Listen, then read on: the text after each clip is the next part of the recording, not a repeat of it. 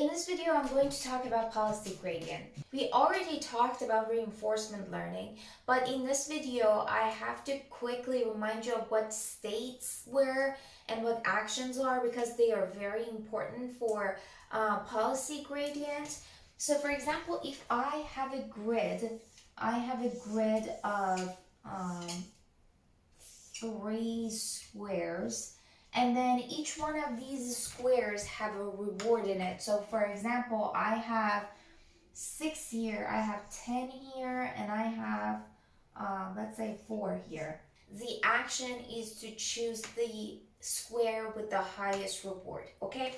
So the whole 3 boxes here is our environment, and each one of these squares are our states. And our action is to choose one square that has the highest value, okay? And I have my agent here. This is my agent. So I'm giving my input to my agent is these 3 states. I'm giving my agent 3 states. I'm going to just say 3S. And I need my agent to come up with an action, okay?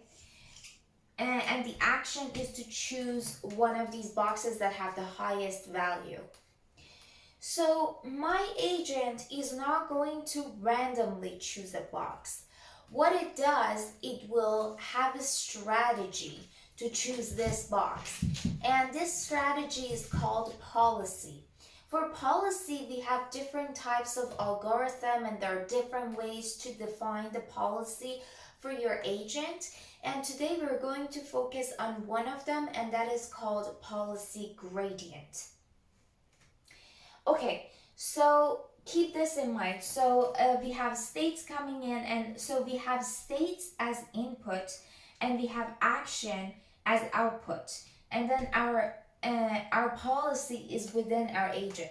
I'm going to erase this, and we're going to just focus on the way that our agent is deciding on these actions. So we're just going to focus on the policy right now, okay? So my policy here in policy gradient, we are using neural network.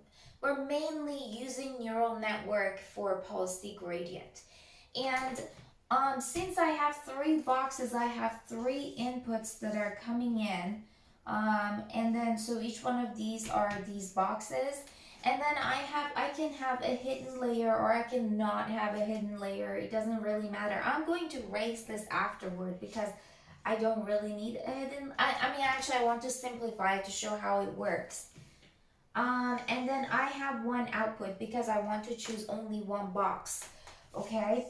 And then these ones are going to be connected. And so these are my inputs. And this is my output. And each one of these connections have a weight, and this is important. These weights are important here. Okay, so this is the general instruction. This is the general structure. But I'm not going to use this because this is complicated, okay? We can still have a neural network, and we can still have neural network without having hidden layer. So I'm going to simplify this. I have 3 inputs, okay? These 3 boxes. I'm going to say box 1, box 2, box 3. 1, 2, 3. And then I have one output, okay? And all of these are going to be connected to my output. And my output is choosing the highest value here.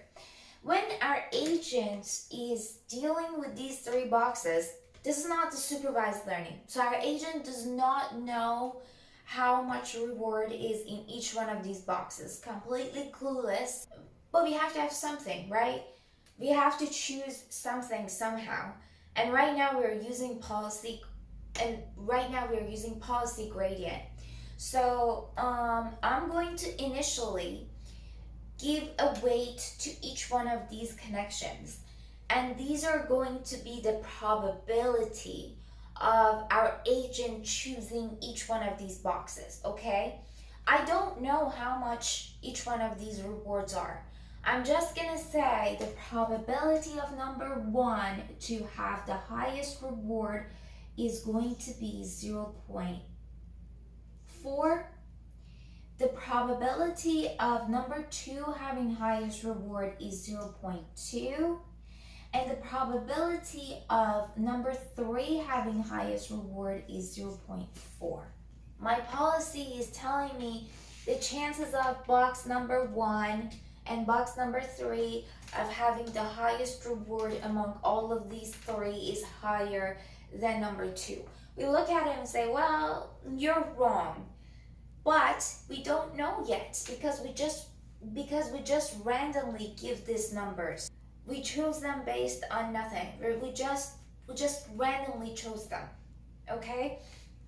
So I'm looking at it and I'm saying, okay, number 1 and number 3 have the higher probability, so I'm going to choose one of these, okay?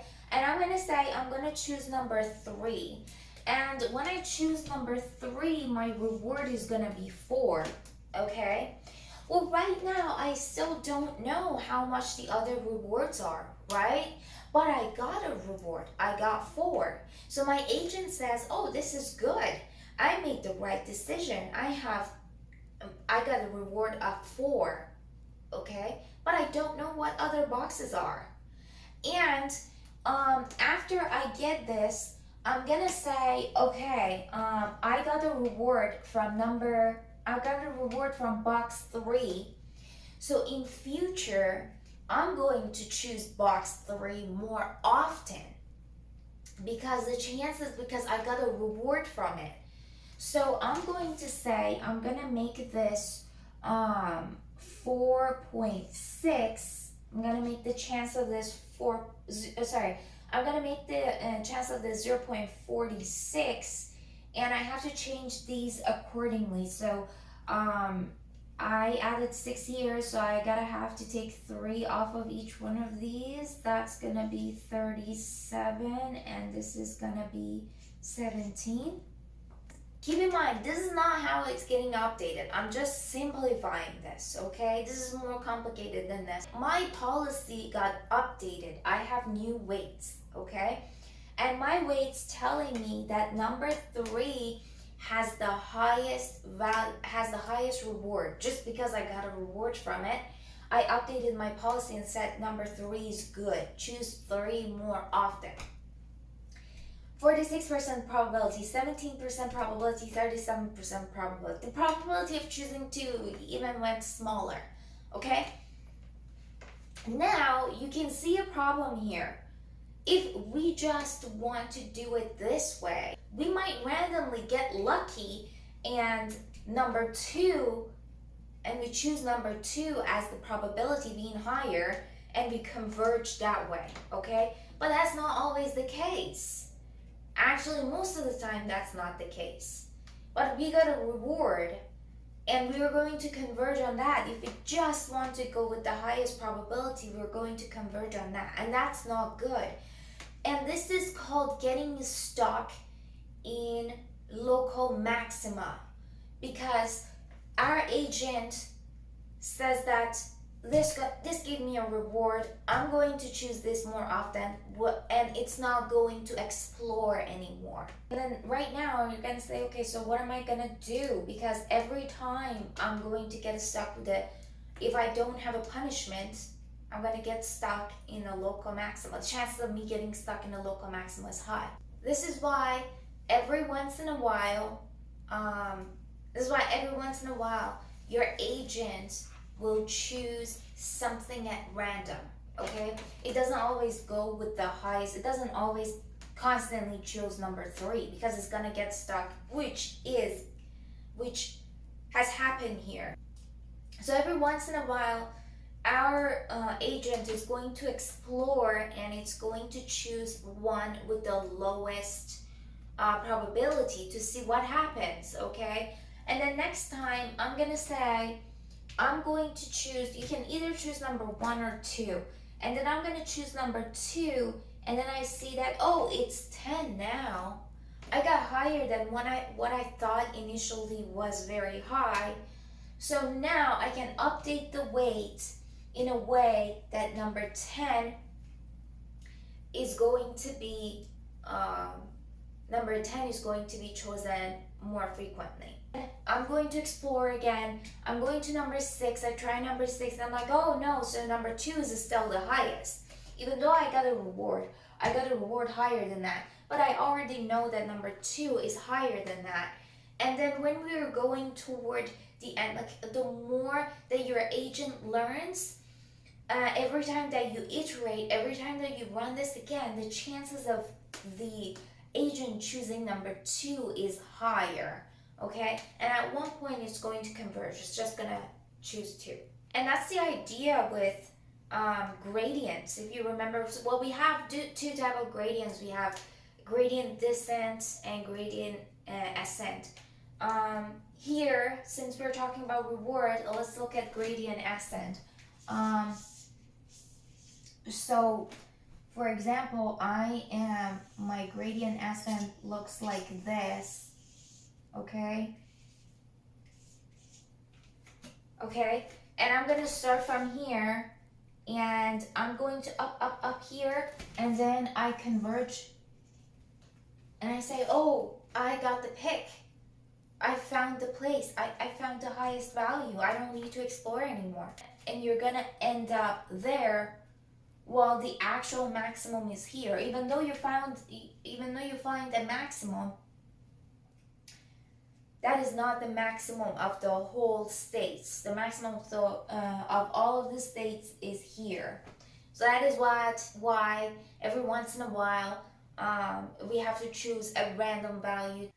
So yeah, Posey gradient is as simple as this. They might confuse you and be like, let me just do it with red. They might confuse you, say pi, theta, and then they do a, s. Don't get frightened by this. By theta, they just means these weights, and then the A is your action, the S is your state. Just know that these weights, when they say, okay, you're gonna have to find the perfect theta, it's just they're talking about these weights.